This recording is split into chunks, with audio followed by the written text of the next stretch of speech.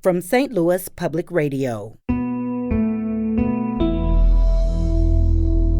This is St. Louis on the Air.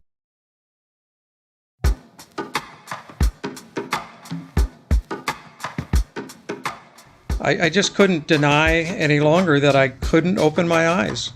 I had, I think, been in denial for that period of time.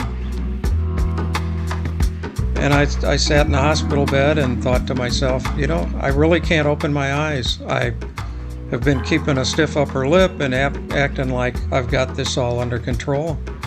But, you know, I really couldn't open my eyes, and it was a shocking time.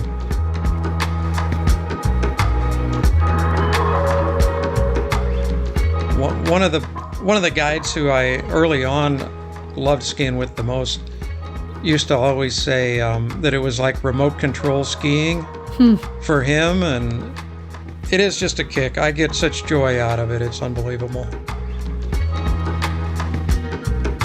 I'm Sarah Fenske. On July 2nd, 1991, William M. Johnson was on a business trip to Atlanta when he and two colleagues were ambushed by a random shooter. His two colleagues were killed. He survived, but he was left permanently blind. That was 30 years ago this summer, and how William Johnson made peace with that new reality, and what for many of us might sound like a nightmare, is the subject of his inspiring new book, Snowblind. I couldn't put it down, and I am so happy the author is with us today to talk about it. So, Bill Johnson, welcome. Thank you, Sarah. I'm so happy to be here, and I appreciate the fact that you enjoyed the book. I definitely did. I hope people will check this out. I learned so much. And I want you to take us through some of the highlights of this today. Let's start with July 2nd, 1991, since that's where your book starts. When did you realize that you'd been shot? You know, I didn't know immediately that I'd been shot. I certainly knew something had happened. We were walking down the street, and the attack came from, you know, the rear, and so there was no sensation of being violently attacked, but it simply felt like I got, I'll say, hit in the head with a baseball bat. I had heard pop, pop, pop, pop, which, being July the 2nd, I assumed were some firecrackers in downtown Atlanta, but of course they were gunshots, and as I turned my head, I was, you know, struck and shot right through the temples. You know, as it turns out, it's very thankful that I turned my head. Yeah, I mean, I'm sure been worse damage. It's almost miraculous that you survived this, a bullet just going through your head. It really is. It's amazing. You know, you ask when I knew I'd been shot, and it was probably I can't really pinpoint it exactly. A doctor, of course, told me the whole experience when I was in the hospital, but the immediate feeling, other than being hit in the head, was just an excruciating pain in my eyes. And there's a picture on a website at authorwilliamjohnson.com from the Atlanta paper, I believe, with me on a gurney with my hands over my eyes. The pain of the light was just terrible, and I knew at the time I was not going to ever see again.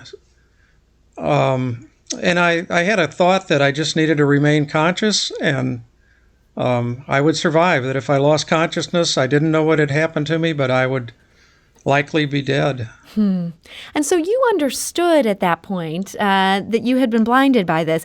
Did you have any sense of the implications of that, of what it would mean to adjust to life going forward without your sight? Oh, gosh, no. Not at all. And, you know, you can imagine I was in shock, I'm sure, and, you know, medical people would know better what kind of shape I was in. That thought was, you know, not of course very well thought out, not very deep, not very conscious, frankly, but no. And as I woke up later in the hospital and, you know, events were explained to me, I had no idea what, you know, what it really meant. I didn't have experience, particularly dealing or working or living closely with people with disabilities of any sort. Certainly not blindness. And I do want to address something directly because you address this in the book. You don't use euphemisms. You make a point of saying you are blind. Why do you prefer that to some of these vague words we might use like lost his eyesight or visually impaired? Yeah. I just think it describes exactly what I am. And as you read, I had that feeling immediately in the hospital. People that I knew, friends, family, whoever would come and they would, always, of course, make some reference to, when you could, well, they wouldn't say when you could see, but, they would say something about visually impaired or lack of sight or this or that or whatever. And I don't know, it just felt normal and natural to me to just confront it head on. And I would generally then kind of come up with a sentence in response to them and use the word blind in it and get them comfortable with it. Yes, to try to get them comfortable, exactly. And it sounded harsh. It sounded harsh to me, and I think it did to them as well. But I think it was the right thing. So, Bill, I want to make clear for our listeners to orient them in this story. When this happened, you were in a more complicated situation than many people might have been. You were divorced. You had young kids that were very precious to you. You wanted to see going forward, but you lived alone. You were also used to traveling for work, just all these things that made it even harder to be blind. When did you reach the point of realizing, wow, your entire life as you knew it had just changed overnight? Well, it was, really shortly before I got out of the hospital. I wrote that, that during the time of, I was in the hospital a total of about 3 weeks. Some of that I was unconscious, and much of it I was, reasonably conscious, medicated, but, dealing with nurses and people were doing things for me. Somebody else always had an idea to get me to physical therapy or to a ophthalmologist or whatever, the medical care. Somebody else was thinking about all that. And I really wasn't focusing too much on the future. There was a day when I think it kind of crashed in on me, which was fairly emotional for me. And fortunately I just couldn't deny any longer that I couldn't open my eyes. I had, I think, been in denial for that period of time. And I sat in the hospital bed and thought to myself, I really can't open my eyes. I have been keeping a stiff upper lip and acting like I've got this all under control. But, I really couldn't open my eyes. And it was a shocking time.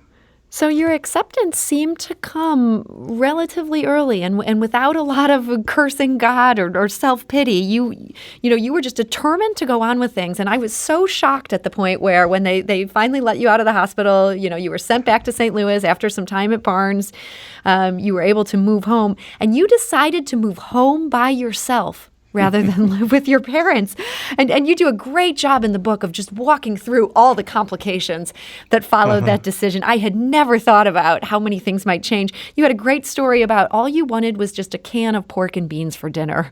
Walk us through what that took in those early days to even figure out how to have that. Well, yeah, and it is funny, and I fortunately was always able to laugh at some of the things that were happening. Some of them were frustrating at the point in time, but I wanted a can of pork and beans, and I went in the cupboard in my kitchen, and I guess I figured I could find a pan, I could get it heated up, but when I reached for the can of pork and beans, I grabbed a can, and then I realized I didn't have the slightest idea if it was pork and beans, green beans, tomato sauce, or anything else that came in a can, and just decided to open one up, which happened to be green beans, and put it down the garbage disposal and tried another one, and I came across the pork and beans right away. And one of the complications of this, which you didn't make a big deal about, you covered it almost in an aside a bit later, you had also lost your sense of smell at the point when this bullet cut through your head.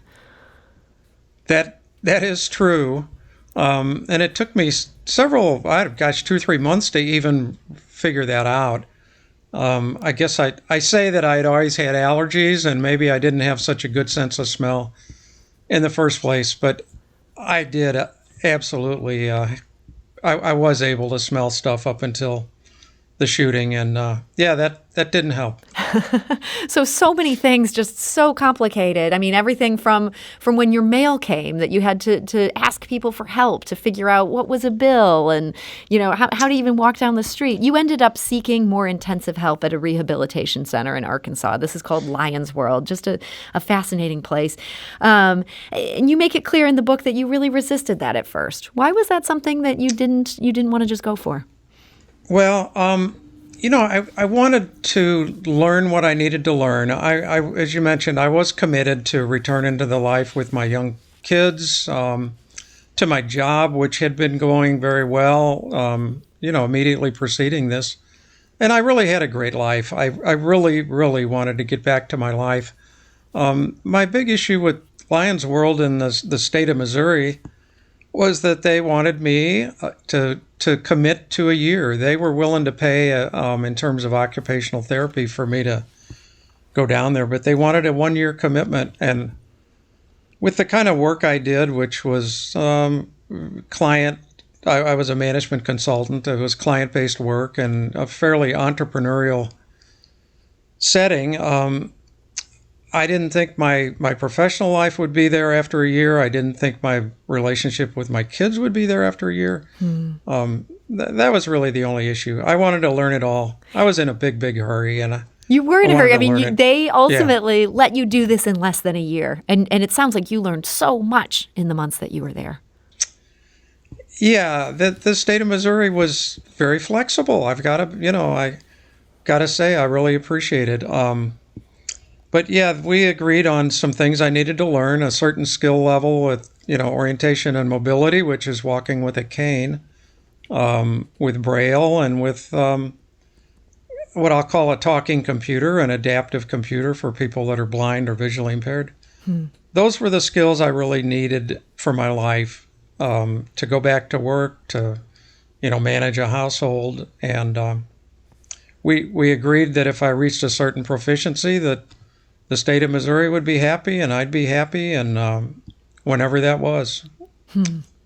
We're talking today to Bill Johnson, also known as William M. Johnson, the author of Snowblind, Recovering After a Random Shooting. It's a great memoir that just gives the step-by-step of what happened as he relearned to live life as a blind man. Now, Bill, there's this really interesting scene when you're there at this rehabilitation center in Arkansas. You have a roommate, Majid, and he's much more of a pessimist about your situation. He says, "Mr. Johnson, you are so naive. People do not like blind people. They will never give you your job back. Employers are scared of blind people at work. They think they can't do anything, that they just create problems. Blind people don't fit in with other workers, and we cost them money. They can't even get rid of us because of the government." Now, in your case, he was absolutely wrong about your employer. You returned to this career. Do you think he had a point about the bigger picture? Just a bit of a point. Really, that's not been my experience at all. As I said, I was very fortunate. I was employed with KPMG, and although in my mind it sometimes appeared that there was a few hurdles to getting back to work, in general they welcomed me to come back and pursue my same career or others, and what I wanted to do was come back into the same job. Do you think you had an advantage there that you'd already been doing this job? You had an MBA, you're doing well in your field versus somebody who maybe was blinded at age 5?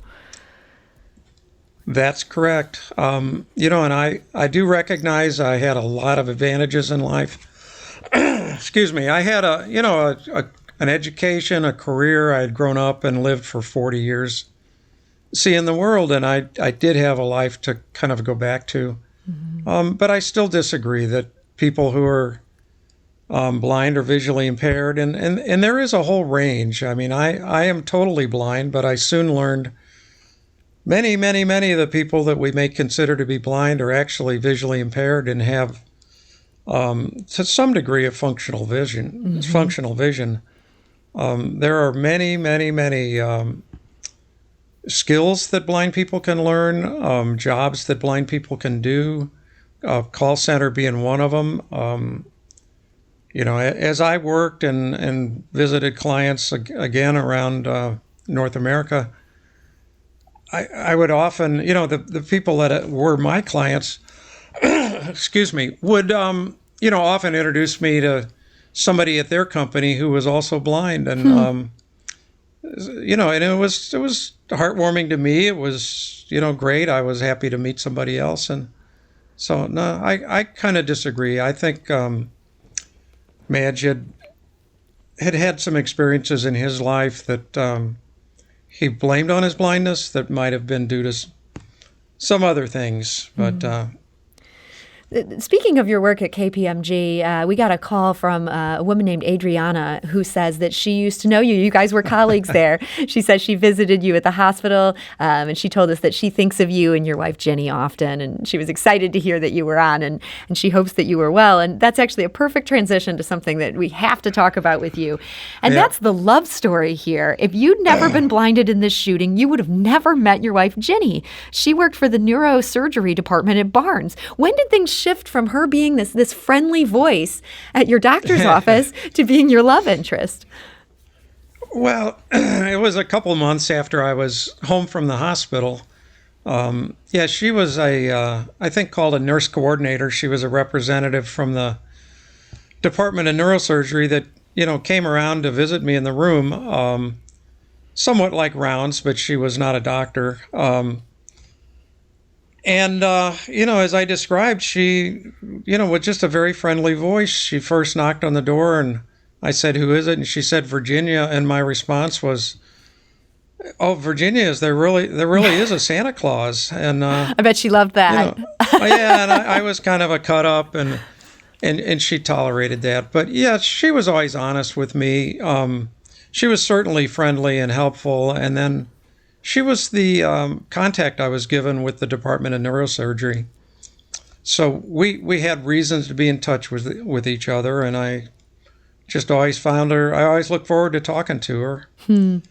I kind of, I don't know that I had this in mind, so I'm not going to say I tricked her, but one day when I was home and wondering what I was going to do for dinner, and I got to thinking, and I ended up, and maybe the thought to call her came first, but I was talking to her on the phone, and I just bluntly asked her, "What are you doing for dinner tonight?" And she kind of sputtered in surprise, and we ended up going out to dinner, and one thing led to another, and by Thanksgiving we were seeing each other pretty regularly. Well, so it wasn't just love. You also found or refound your love of skiing. And your descriptions of skiing blind are some of the best parts of this book.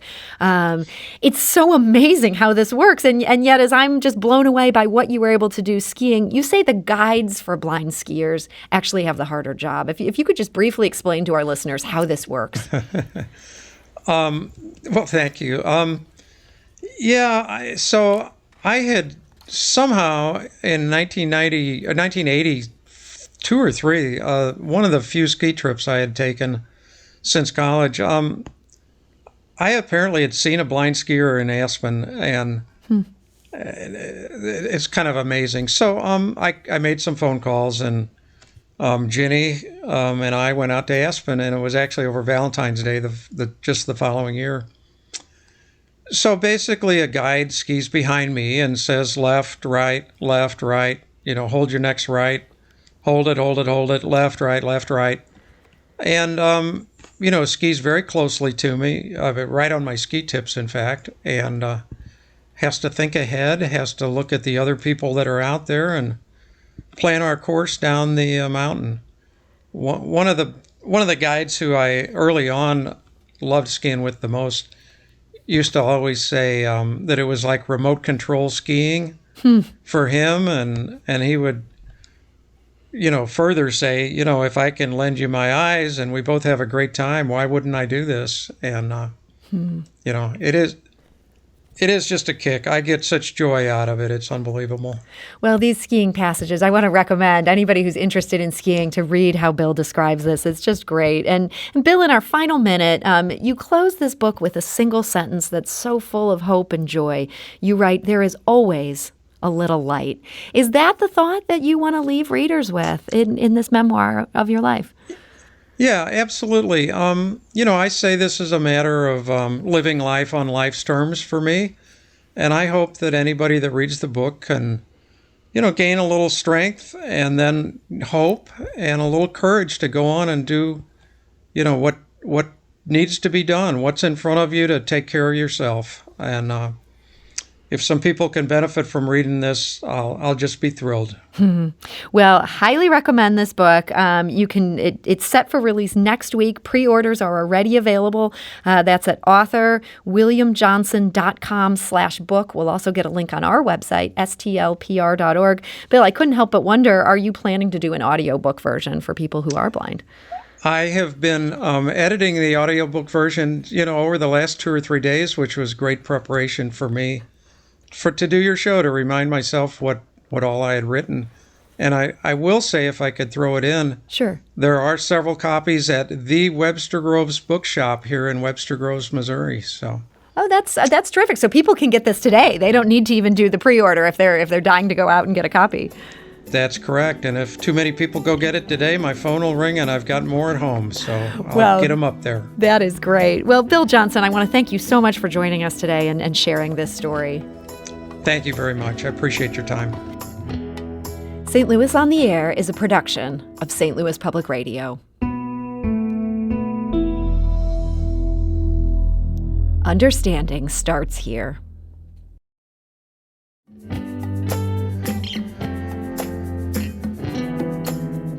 Do you find yourself regularly listening to episodes of St. Louis on the Air?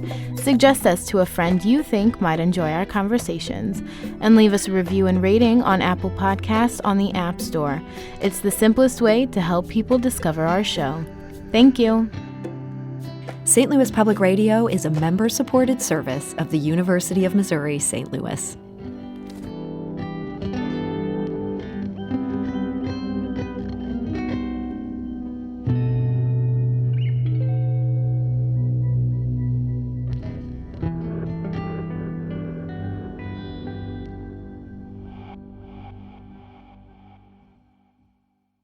Support comes from the Missouri Forest Products Association, committed to conservation and careful management of the state's forests to make them more resilient and better habitats for wildlife. ChooseWood.com.